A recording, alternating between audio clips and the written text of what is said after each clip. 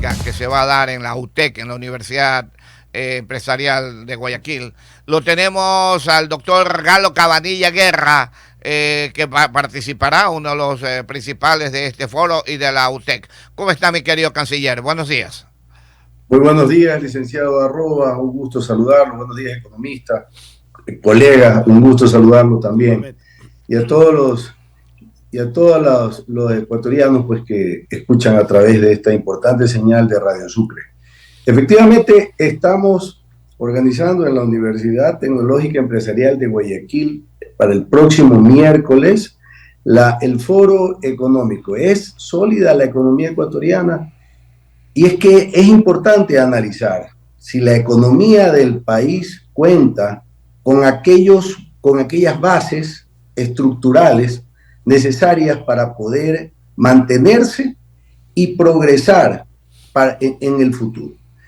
La situación política que existe, que es muy inestable, y el poco apoyo a áreas fundamentales y críticas en el país, como son la seguridad, la salud, la educación, el propio empleo y la reactivación económica, son factores que merecen un análisis profundo para llegar a consensos, establecer cuáles deben ser esos consensos básicos que deben existir en la economía más allá de los diferentes factores que puedan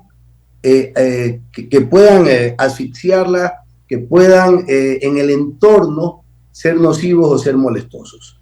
Entonces, en este análisis vamos a tratar de definir en qué deben ponerse de acuerdo las fuerzas políticas, la sociedad civil, los empresarios particularmente, y de esa manera pues darle una luz y una orientación al país que tanto la está necesitando, porque al estar inmersos en este show del juicio político, está dejando la Asamblea y los otros poderes del Estado, están dejando a un lado las cosas que realmente le interesan a los ecuatorianos, mi querido Vicente.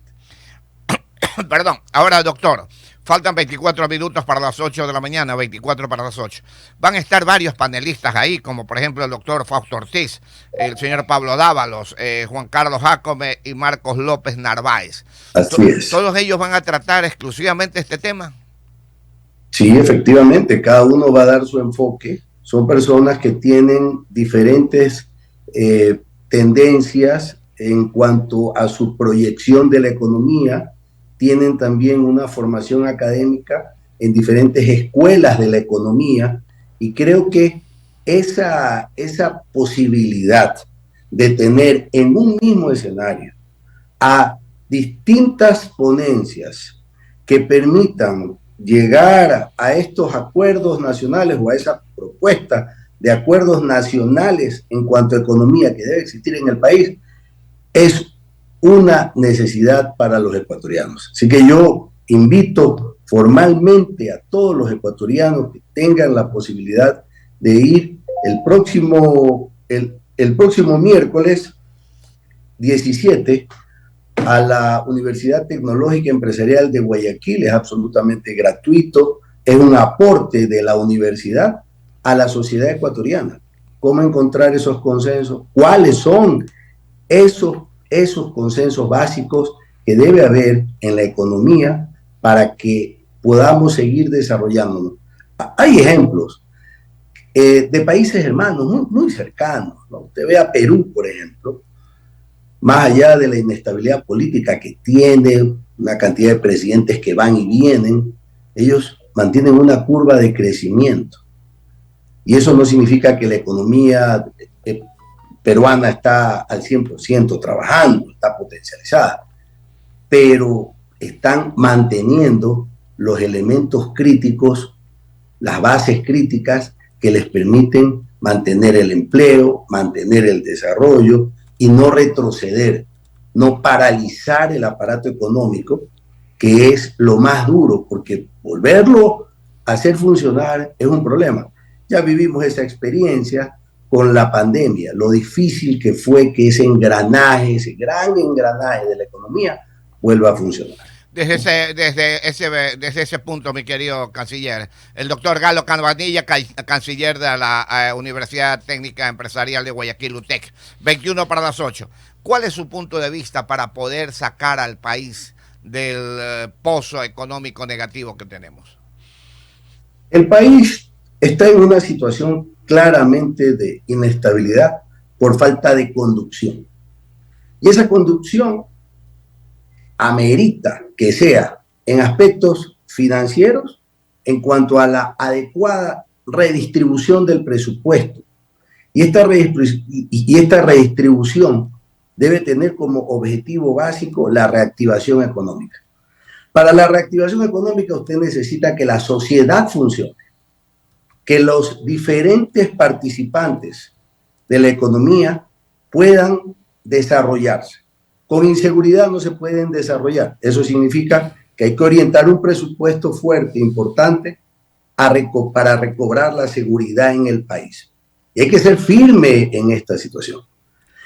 Y con la seguridad implica también, desde el presidente de la República, no solamente en cuanto a lo que tiene que ver con su gestión, sino exigirle a los demás poderes del Estado que hagan su trabajo, la Asamblea, las leyes, el Poder Judicial, que haga su parte, y así también las instituciones del Estado que él maneja y en el que él debe ser firme y debe ser concreto, tiene que ser directo y debe exigir resultados.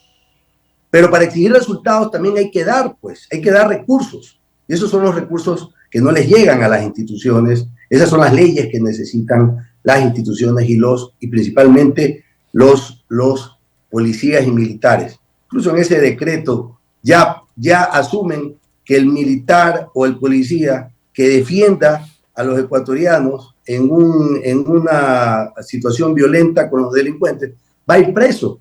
Entonces, ¿qué significa eso? ¿Qué tranquilidad, qué seguridad, qué apoyo le estamos dando realmente al personal policial y al personal que debe resguardar esta seguridad? Entonces, ahí hay un tema, redistribuir recursos. Lo segundo, tiene usted necesariamente que darle la tranquilidad al sector empresarial para que pueda seguirse desarrollando. Y para eso, tiene que sentarse con el sector empresarial, analizar la situación del entorno. Hoy por hoy son necesarios los acuerdos, pero hay que ver qué es lo que necesitan los empresarios para que sean competitivos. Un empresario competitivo va a vender más, va a generar empleo, va a generar impuestos, va a generar desarrollo, va a hacer uso de la tecnología y con esto viene un círculo virtuoso, un triángulo virtuoso que se habla siempre y que no se lo aplica, que es la universidad, el sector público y el sector empresarial que deben trabajar mancomunadamente. Pero tiene que haber un objetivo y el objetivo debe partir de esa competitividad que le debemos dar a los empresarios. No estoy hablando de bajarles impuestos solamente o de darles beneficios que no tienen sentido. No, estoy hablando de trabajar en su estructura de costos, de trabajar en todo lo que significa la facilidad logística para que puedan desarrollarse. Hoy por hoy eso no existe ninguna gestión de parte de los ministerios. Bueno, ni siquiera pueden tapar un hueco pues en la carretera para que los ecuatorianos puedan circular. Menos van a estar pensando en crear estos clústeres que son los que van a permitir esto. Entonces, hay elementos, porque usted cuando administra, usted Vicente, que es un administrador, usted sabe que la base está en la orientación que uno le da a los recursos. Uno le pone más recursos a lo que quiere impulsar más y le pone menos recursos a lo que cree que no es el momento de impulsar. Pero esos son los temas. La educación es otra y, como le decía, la generación de empleo es otra. Y la salud, por supuesto. Ahora, mi querido ingeniero, doctor, 17 minutos para las 8 de la mañana. Pero aquí hay una situación que vive el país hoy por hoy. Si bien es cierto internacionalmente desde el punto de vista económico, el Ecuador está bien visto, ¿no es cierto? Por un lado, internacionalmente, en la parte económica, es el país que en el mundo tiene menos inflación y en América Latina de igual forma es el primero sin inflación prácticamente. ¿Cómo es posible que todo esto se vea en el exterior, pero interiormente estamos sin circulante, sin billetes, sin negocios, realmente casi quebrados? ¿Cómo se puede El explicar problema, esta situación? 16 el meses. problema es que la baja inflación también se debe a una desaceleración de la economía. Esta desaceleración de la economía se produce por la inseguridad que ha sobrepasado los límites racionales y que ha hecho que muchos negocios comiencen a cerrar. ¿Y por qué afecta? Usted me dice, pero una tiendita no va a afectar una economía. A ver, un momento. Más del 90% de las pequeñas y medianas empresas en el Ecuador son familiares.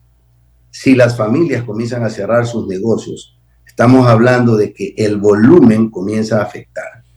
Si a eso usted le suma el hecho de la subida de las tasas de interés para los créditos, eso implica básicamente que las personas no pueden endeudarse, no van a endeudarse porque las tasas de interés están muy altas y tienen que usar su propio capital. Pero el capital tiene un límite, su capital de trabajo tiene un límite y eso no les permite o crecer o desarrollarse o en su efecto inclusive mantenerse. Entonces, hay una situación que se genera por la misma parálisis del manejo de los recursos financieros de parte del gobierno nacional. Por eso yo empecé, cuando usted me dijo qué hay que hacer en el Ecuador, yo como un administrador le digo, tiene que comenzar a orientar los recursos hacia objetivos claros que impulsen la economía, el desarrollo y la tranquilidad en el país. En este sentido, regresando a por qué nos ven bien, bueno, nos ven bien en un momento dado, nos vieron bien, porque se cumplió con las exigencias del Fondo Monetario Internacional. Pero internamente, la carga tributaria es otro factor que afecta para que los negocios puedan desarrollarse. Entonces, ahí usted se da cuenta que internamente nos hacemos el harakiri. En el Ecuador, lamentablemente, la falta de liderazgo, la falta de conocimiento de cómo manejar el país es lo que tiene al Ecuador en una situación de parálisis y esto se ve reflejado en los resultados internos que usted menciona. No obstante, contar con todas las condiciones para que podamos crecer, desarrollarnos como los ecuatorianos sabemos hacerlo y nos merecemos porque nos gusta trabajar, porque nos gusta salir adelante. Es más, la dolarización ha sido un factor clave, fundamental para que el dinero mantenga su valor en el tiempo y que los ecuatorianos podamos tener una línea de progreso haciendo inversiones correctas, tomando las acciones correspondientes dentro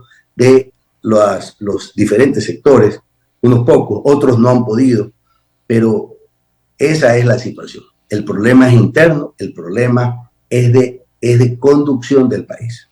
Ok, mi querido doctor, le agradecemos mucho nos haya atendido y esperando que Muchísimas muchos gracias. acudan a este foro que lo organiza la UTEC, Universidad Tecnológica Empresarial de Guayaquil, y también Radio Sucre aquí, y estarán presentes el señor Fausto Ortiz, el economista Fausto Ortiz, Pablo Dávalos, el doctor Galo Cabanilla, que ustedes lo están escuchando, el economista Juan Carlos Jacome y el economista Marcos López Narváez. Agradeciéndoles mucho, mi querido doctor, y lo dejamos con las últimas palabras a través de Radio Sucre Play para Ecuador y el mundo. Muchísimas gracias y gracias por esas últimas palabras que me regala Vicente, porque yo quería darle un mensaje al país. En esta situación de inestabilidad, en esta situación crítica que está viviendo el Ecuador, es importante que los ecuatorianos dejemos salir nuestra valentía, nuestro coraje, toda esa capacidad, todo ese poderío interno que tenemos para poder salvar estas situaciones críticas. En el Ecuador hay muchas cosas que se pueden hacer y no dependemos de los políticos para eso. Si estamos en una empresa, pues volvamos esa empresa competitiva, óptima. Si tenemos la capacidad y los recursos en una fundación, pues entonces vamos y entreguemos ayudas o soportes en temas importantes que se necesitan en el Ecuador, como son seguridad, educación, salud. Pero lo fundamental es no perder la fe en nosotros mismos ni en el Ecuador.